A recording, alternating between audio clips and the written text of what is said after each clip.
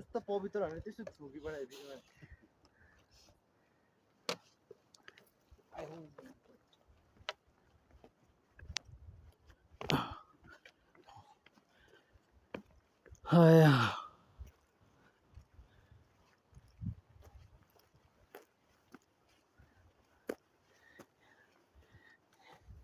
यो चाहिँ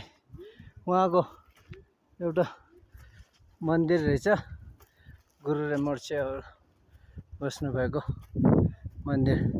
ल अनि यसमा चाहिँ केफ रहेछ यो चाहिँ मान्छे राति बास बस्ने त्यो रेस्ट गर्ने सबै ठाउँ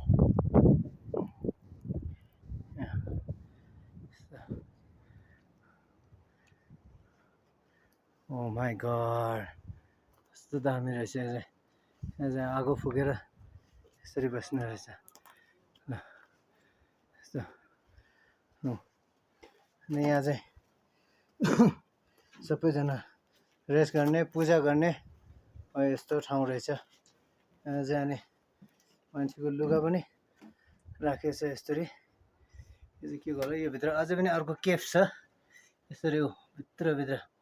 यस्तो जाने यहाँ चाहिँ लामाज्यूहरू पढ्ने यहाँ सबै अनि यस्तो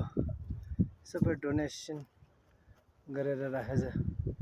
पूजा मन्दिर ल ओ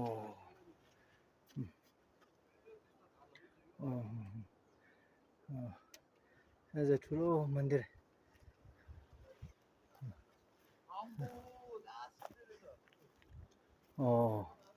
सबै एकदम ठुलो